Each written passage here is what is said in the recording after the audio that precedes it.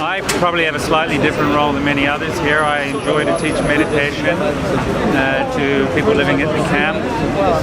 I'm also representing an alternative socio-economic teaching that is an alternative to capitalism and communism. And that goes by the name of Progressive Utilization Theory, or PROUT, being an acronym for Progressive Utilization Theory. And so I'm been involved in sharing that idea and those principles of PROUT with the very many members of the public who are drawn and attracted to the London Stock Exchange site of Occupy.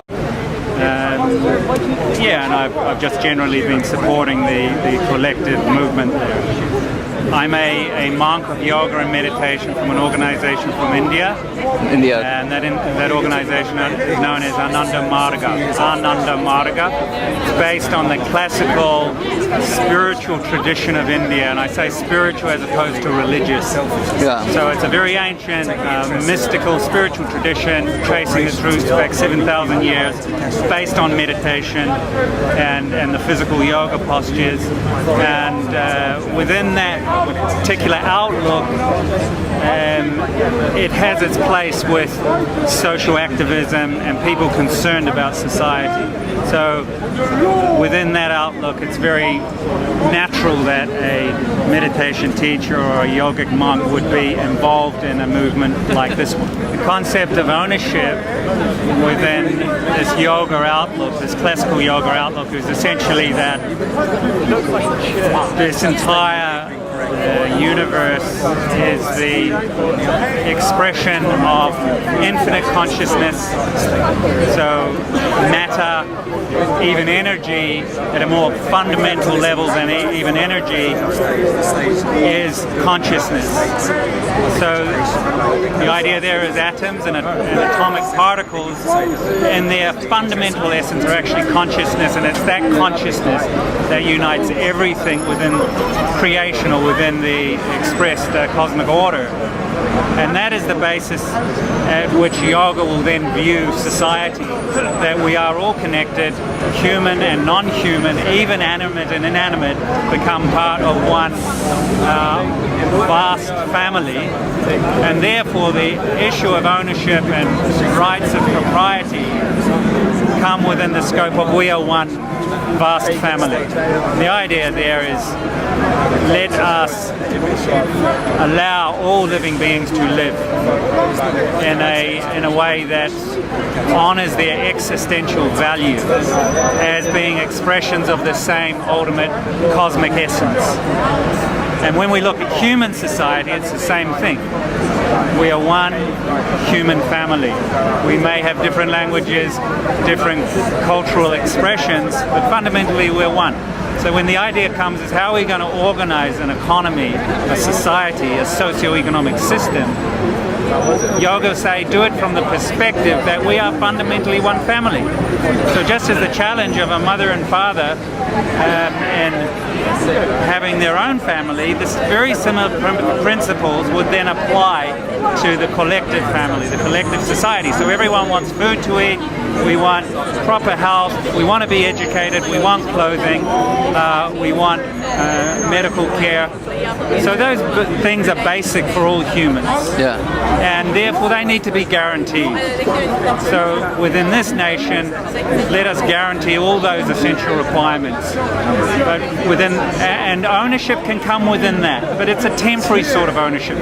We're only here for a certain time on this planet. And this cosmic order has given us all these resources to use to develop in a nice way, both individually but very much collectively, and collective beyond even the human species. So allow that to happen. Let us utilize all these incredible resources on this planet and beyond it for the all-round development of everyone. Understanding that the ultimate destination of this development is not how much money we own or how much possessions we may have, but it is something much higher than that, something more subtle than that. And that would open up the whole mental level of human development. Yeah.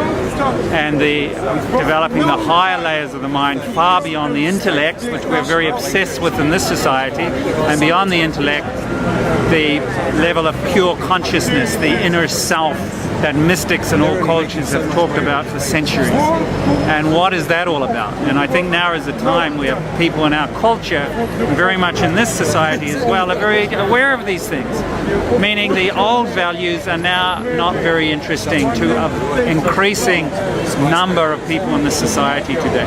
So we need a society and we need an economy that supports an all-round development of human beings, of which the material needs we have, the physical needs, are very important, but that's certainly not the end of the story. I think one of the important things about this movement, about the whole Occupy globally, has been that it literally did that. It stopped and it stayed there. It wasn't like a demonstration or a march or a protest march that you may start in the morning and then in the night you go home and it's gone. This one said, no, we're going to stay there. And we're going to keep this issue in the public domain, in the public arena, and the media.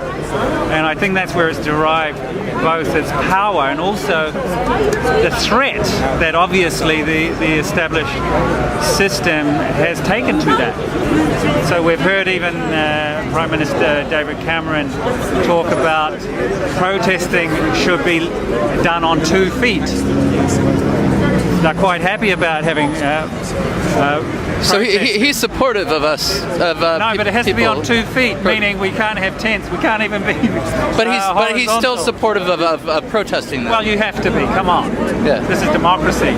They aren't at the point now of denying your right to protest. That's been a fundamental thing in Western democracy. Yeah. It may yet come to that point. If you look in the US, they've already passed the National Defense Authorization Act, where they're now able to detain a person indefinitely with no charge. So democracy is starting to crumble very seriously, and I think people here and all over the world today, in the West particularly, are starting to understand democracy is being heavily bombarded today. And it's linked to why Occupy is using a fantastic method of putting up tent cities where they need to be put up. Yeah, it's in your face, isn't it? It's in your face, exactly. Yeah. And that has added to the capacity to keep this message out there. It has captured the public opinion. It is a very peaceful way of protesting, but in a way that brings the issues up. To be honest, this decision is not very relevant to me, to this movement. It may be relevant to the particular site that we've set up on. Good, yeah. But I believe the movement is here to stay. Yeah. And it's here for the long run. Yeah. Until we get a society that is just, that is based on real economic justice for all people, and not for a small elite who have figured out how to extract all the wealth from everyone else. It's outrageous, and people know today it's totally outrageous, and they're lining up now to express that. Yeah. And this isn't going away. There's nothing that court is going to do to dampen the spirit of the people here.